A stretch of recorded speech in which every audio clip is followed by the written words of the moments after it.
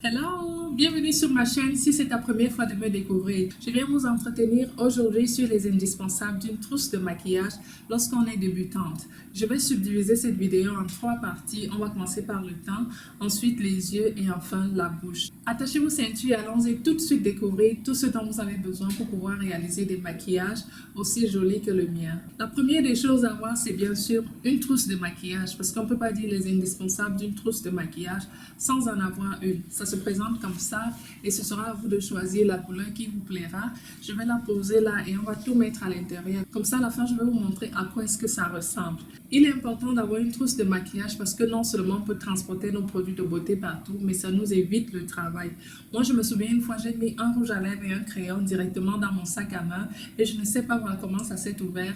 Ça m'a sali le sac et Dieu seul sait combien c'est difficile de nettoyer l'intérieur d'un sac à main. Facilitez-vous la vie, trouvez-vous une petite trousse comme celle-ci et vous allez tout mettre à l'intérieur. Même si ça se salit, c'est pas grave, c'est fait pour ça. La première des choses à avoir dans sa trousse de maquillage, c'est une base de teint. Et oui, les filles, si vous ne le saviez pas, toujours appliquer une base sur son visage avant quoi que ce soit, c'est très important. La base est là pour protéger votre peau, pour la préparer à recevoir le maquillage, également permettre que ce maquillage puisse durer pendant toute la journée. La prochaine chose à avoir dans sa trousse de maquillage, c'est un anti-cerne. Comme son nom l'indique, l'anti-cerne vient cacher les cernes qu'on peut avoir en dessous de nos yeux et qui parfois nous donne une mine fatiguée. Ça va dans la trousse. Si comme moi, vous êtes têtu et que vous passez le temps à bagarrer avec vos boutons sur le visage, parce que moi, je passe mon temps à percer les boutons sur mon visage. Je ne sais pas combien de fois on m'a déjà dit de ne plus le faire, mais je continue. Résultat, ça me laisse des points noirs sur le visage. Si vous avez ce même problème, alors vous avez besoin d'un correcteur orange qui va venir camoufler tous ces points noirs qu'on peut avoir sur le visage là et permettre que notre maquillage soit beau à voir. Donc, ça va dans la trousse. Maintenant, la prochaine chose que vous devez avoir, c'est bien sûr un fond de teint.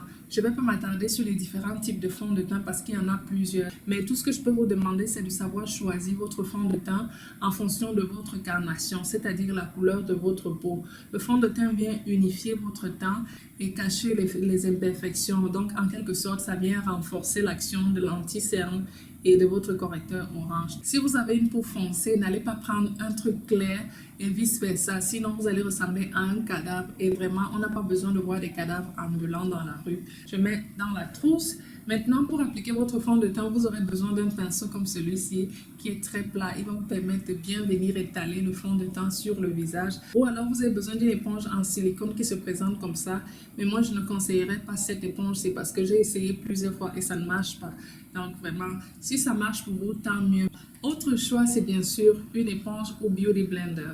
Ce truc est magique. Le Beauty Blender vient retirer l'excès de produits qu'on peut avoir sur le visage et faire en sorte que le fond de teint puisse pénétrer dans la peau.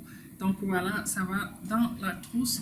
Vous avez également besoin d'une poudre. Je ne vais non plus m'attarder sur les différents types de poudre, mais sachez choisir votre poudre en fonction de votre carnation et vous aurez besoin d'un pinceau comme ça pour pouvoir l'appliquer sur le visage.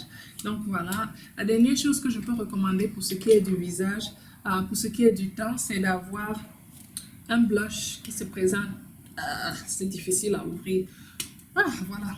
Un blush et vous aurez besoin d'un pinceau comme celui-ci pour venir prendre le blush et venir l'appliquer sur vos pommettes. Voilà pour ce qui est du teint. Maintenant, on va passer aux yeux. Pour les yeux, la première des choses à avoir, c'est une petite brosse comme celle-ci qui ressemble aux brosses de mascara parce que vous devez absolument brosser vos sourcils avant de les tracer. Pour tracer, je conseille un crayon marron et non trop foncé parce que vraiment les filles, arrêtez de tracer avec des crayons trop foncés, c'est pas joli à voir. Optez pour un crayon marron et ça aura l'air d'être plus naturel. Une autre alternative serait d'utiliser une pommade qui se présente comme ça. Vous voyez là, vous avez la pommade et pour ça, vous aurez besoin d'un pinceau qui est très fin. Je ne sais pas si vous pouvez bien voir, mais vous avez besoin d'un pinceau fin comme ça qui va vous permettre de venir prendre votre pommade et venir bien tracer vos sourcils. La dernière chose que je peux proposer pour les sourcils, c'est un marqueur comme celui-ci.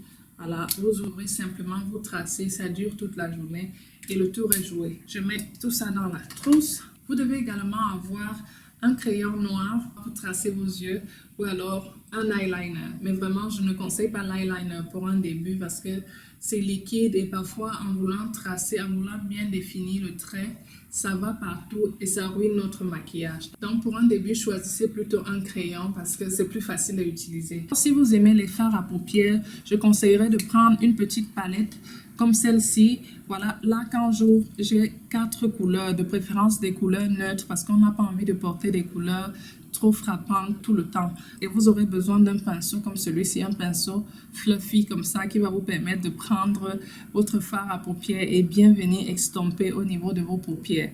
Maintenant, la touche finale, pour la touche finale de votre regard, vous avez besoin d'un mascara, de préférence un mascara noir parce que c'est le mascara passe-partout. Je crois que c'est tout ce qu'il y a au niveau des yeux. Maintenant, on va passer à la bouche. Pour la bouche, c'est très simple. Vous avez 3 choix. Soit vous optez pour un crayon comme celui-ci, soit alors un rouge à lèvres ou enfin un gloss.